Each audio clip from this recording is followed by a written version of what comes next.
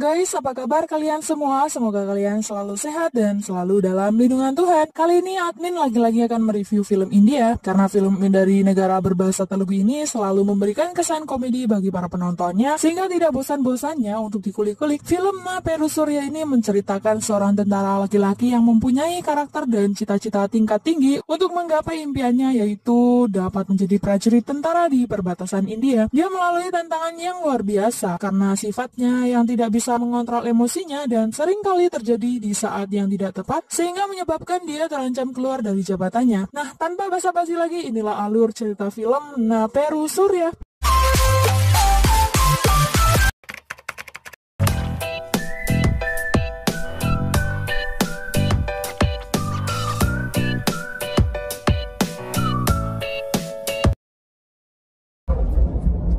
Scene diawali dan memperlihatkan di mana inspektur polisi bernama Imas Wangi yang mendatangi jenderal tentara TNI untuk melaporkan anak buahnya yang bernama Surya karena telah membuat keributan. Scene lalu menunjukkan kronologi kejadiannya. Polisi mendapat telepon untuk menangani keributan di sebuah klub malam. Pemilik klub berkata, "Baru kali ini aku melihat 1 orang melawan 10 orang. Lalu polisi bertanya, di mana orang itu? Ternyata Surya di dalam klub dan sedang minum bir. Surya dibawa ke kantor polisi untuk diinterogasi. Dia ditanya alasan mengapa dia memukul anak menteri. Dia menjawab kalau dirinya marah, makanya dia memukul. Lalu polisi bertanya lagi, apa yang membuatmu marah? Surya menjelaskan saat dirinya di klub itu, dia melihat perempuan sok cantik yang tangannya tidak sengaja tersenggol seorang laki-laki. Laki-laki itu langsung minta maaf, tapi cewek itu malah menamparnya dan menyiraminya dengan air. Melihat itu, darah Surya mendidih, lalu menarik tangan wanita itu dan memaksanya meminta maaf. Dan ternyata wanita itu adalah pacar anak menteri. Anak menteri yang tidak terima itu langsung melabrak Surya. Tapi sayang, Surya segera memukul anak menteri itu hingga muntah darah dan pingsan. Teman anak menteri lain langsung membalasnya, tapi naas, mereka semua malah KO. Polisi bertanya lagi, hanya karena itu kau memukul mereka? Surya menjawab, ya begitulah. Lalu polisi memintanya membayar Rp10.000 menulis permohonan maaf dan tanda tangan. Tapi Surya tidak mau menurutinya. Inspektur yang kesal lalu menyiram wajah Surya. Tapi itu memancing kemarahan Surya. Surya lalu mendorong meja dan menghajar inspektur polisi hingga mematahkan tulang lengannya. Polisi lain segera menghajar, tapi semuanya juga KO dibuatnya. Atas laporan itu, jenderal segera menyuruh anak buahnya agar memanggil Surya. Ternyata Surya berada di Blok B, tempat sel khusus teroris. Benar saja, Surya berulah kembali. Dia menembak seorang teroris yang dijamu istimewa di dalam sel. Scene berlanjut, Surya akhirnya disidang karena melakukan penembakan tanpa instruksi. Surya berdalih karena dia sangat marah melihat teroris itu malah dilayani dengan baik. Jenderal yang sangat marah karena Surya tidak menghargai aturan korps, dan jenderal pun berkata, begitu banyak medali dan penghormatan, tapi di sini hanya ada 1 kebobrokan dan itu kamu. Surya lalu dipecat oleh jenderal. Surya yang tidak terima dirinya dipecat, lalu dia mendobrak pintu. Dan aksinya itu membuat dirinya terkena hukuman yang sangat berat. Setelah menerima hukuman, dia menggigil kesakitan. Lalu pamannya Surya datang dan akan membawanya pergi. Tapi Surya tidak mau dan meminta paman merayu jenderal agar tidak dipecat. Singkat cerita, paman Surya mendatangi jenderal. Dan singkat cerita juga, jenderal pun mengizinkan Surya masuk ke korps lagi, tapi dengan satu syarat, yakni dia harus mendapatkan tanda tangan seorang profesor terbaik di India yang tidak lain adalah ayah kandungnya sendiri, yakni Profesor Rama Krishnamraju. Hubungan anak dan bapak ini tidak baik, pemirsa. Surya telah meninggalkan keluarganya bertahun-tahun lalu akibat sering membuat ricuh, karena dirinya yang selalu merasa benar sendiri dan sulit diatur hingga ayahnya kewalahan dan Surya pun pergi. Scene berlanjut, Surya mau gak mau akhirnya pergi menemui ayahnya untuk meminta tanda tangan. Sampai di kantor ayahnya, mereka tampak canggung dan asing. Lalu ayahnya meminta Surya menceritakan tentang siapa dirinya. Surya menjawab, dia adalah seorang prajurit. Lalu ayahnya berkata lagi, Surya adalah seorang prajurit, tapi orang-orang tahu Surya adalah orang yang emosian dan egois. Karena Surya tidak bisa menjawab, dia akhirnya disuruh datang lagi besok. Surya akhirnya pergi. Dia tinggal bersama kawan barunya yang bernama Kishore dan sama-sama menunggu tanda tangan profesor. Single signature, still surviving, Telsa? Surya dan Kishore pergi jalan-jalan, tapi tiba-tiba mobilnya berhenti karena terjadi kemacetan. Itu dikarenakan ulah anak Chala, seorang mafia yang ditakuti di daerah India. Scene berlanjut di keesokan hari, di mana Surya mendatangi ayahnya lagi untuk ujian mendapatkan tanda tangannya. Dia ditanya tentang bagaimana hubungannya dengan keluarganya. Surya menjawab tidak baik. Lalu dia ditanya tentang sahabat, Surya menjawab tidak punya sahabat. Lalu pertanyaan berganti, bagaimana tentang Farsha? Lalu Surya bercerita tentang Farsha. Dia adalah gadis yang dicintainya sepenuh hati. Tapi mereka putus karena attitude Surya yang buruk. Surya juga pernah memukul paman Farsha dan malah tidak mau meminta maaf karena keegoisan Surya. Sepertinya ayah Surya tidak tahan mendengar cerita cinta anaknya itu dan lalu menyuruhnya datang lagi besok. Scene berlanjut di keesokan hari dan Surya yang sudah berada di ruangan kerja ayahnya. Profesor berkata kalau ego Surya sudah mencapai puncak tertinggi, selalu merasa benar dan tahu segalanya, dan orang seperti Surya akan selalu sendiri. Pernyataan itu membuat Surya murka. Dia malah menuduh ayahnya yang tidak-tidak. Lalu itu membuat Profesor marah dan mengatakan kalau dia tidak membutuhkan anak seperti Surya. Surya mengamuk, melempar apa saja yang ada di hadapannya. Surya, you can't smoke here. I can and I will. Surya mengira ayahnya malu mengakui bahwa Surya adalah anak kandungnya. Lalu Profesor mengumumkan agar seluruh mahasiswa berkumpul karena ada pengumuman penting. It's an emergency.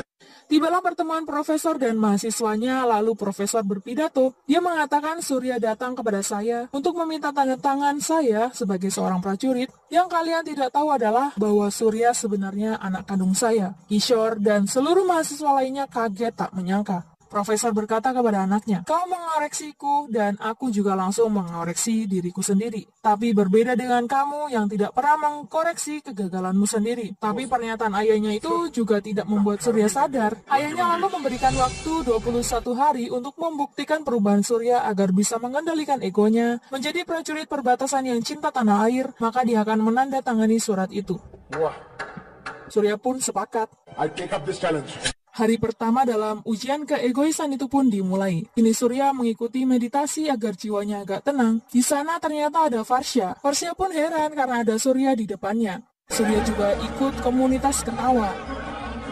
Dia juga membeli lonceng dan patung dewa Ganesha dan memakan makanan vegetarian. Scene berlanjut di hari kedua. Surya dan Kishore bersantai di kafe.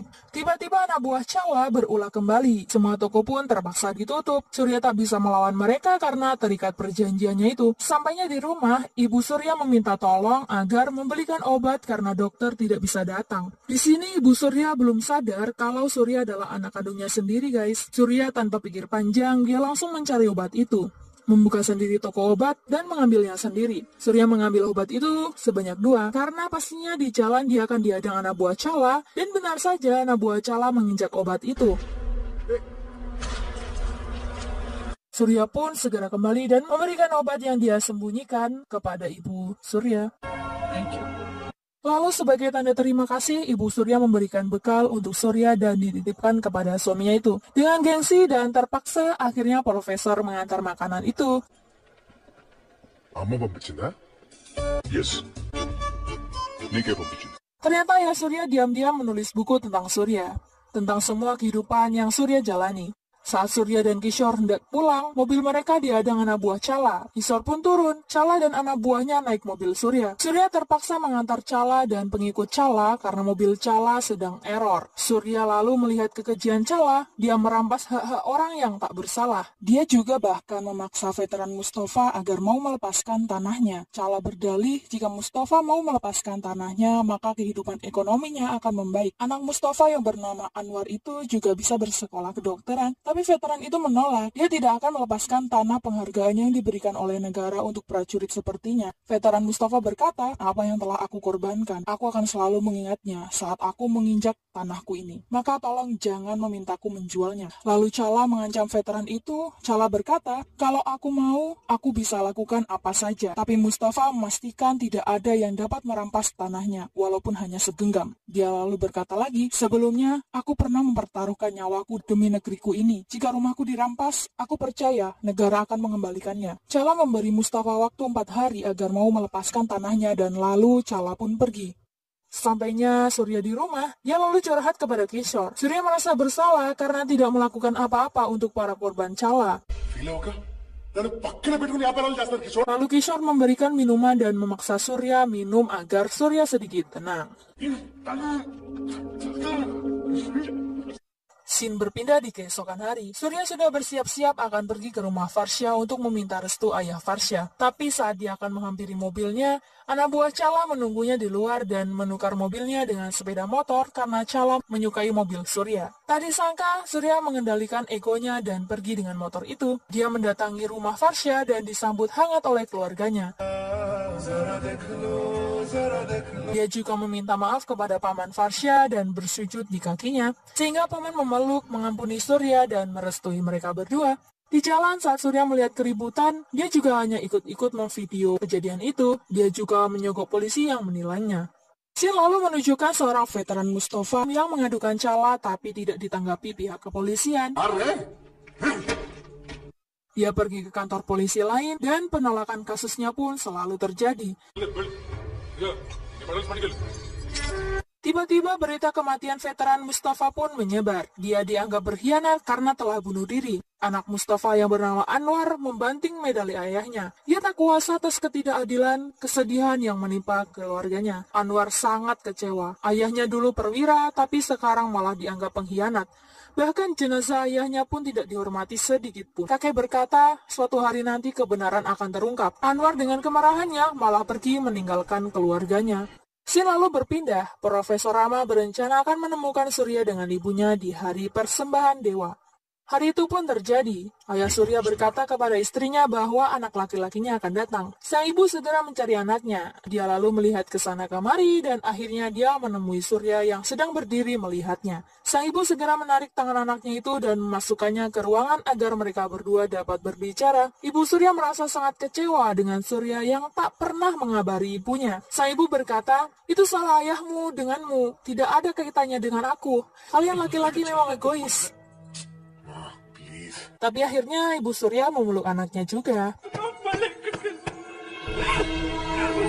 Scene lalu berlanjut, Surya dicari polisi. Lalu polisi itu membawa Surya ke kantor. Di sana ternyata terdapat kakek muslim, yakni ayah veteran Mustafa yang melaporkan kasus pembunuhan anaknya itu. Dia meminta Surya sebagai saksi atas kematian anaknya itu. Tapi sayangnya Surya berkata kalau dia tidak melihat pembunuhan itu. Si kakek terus mendesak Surya agar mau mengatakan yang sejujurnya. Lalu inspektur berkata, "Kek, dia tidak seperti orang lain, dia akan berkata sejujurnya." Hal itu membuat Surya kaget. Ternyata inspektur itu sangat mengenal Surya. Lalu inspektur memanggil kawannya dengan memperkenalkan pribadi Surya. Inspektur sangat terinspirasi dengan Surya karena saat 2 tahun yang lalu di Delhi mereka satu kelompok pelatihan. Walaupun banyak tekanan, karakter impian Surya tidak akan berubah. Hal itulah yang sangat menginspirasi inspektur. My one and only inspiration. Dan semua orang pun bertepuk tangan. Singkat cerita, Surya pun pulang. Tapi kejadian itu membuat Surya panas dingin. Sebenarnya saat itu Surya ada di lokasi kejadian. Tapi karena perjanjiannya itu, dia mau aja disuruh anak Chala agar melupakan apa yang sudah dia lihat. Surya menangis dan menyesali apa yang sudah dia lakukan. Tiba saat hari 21 pun habis. Semua orang berkumpul untuk menyaksikan tanda tangan ayah Surya. Tapi Surya menolak tanda tangan itu. Dia merasa gagal. Dia merasa karakternya sudah hilang. Cita-cita yang ingin pergi ke perbatasan agar dia bisa melindungi negaranya. Tapi apa yang malah dia lakukan di sini? Dia malah melihat orang membunuh di depan matanya dan dia tidak berbuat apa-apa. Itu membuat Surya merasa bukanlah dirinya sendiri. Lalu Surya pergi ke rumah veteran Mustafa. Benar saja, di sana sedang terjadi penggusuran tanah. Bahkan anak Mustafa sedang digoda anak Chala. Surya mendatangi kakek dan meminta maaf karena kemarin telah berbohong. Surya lalu membabat habis anak buah Chala.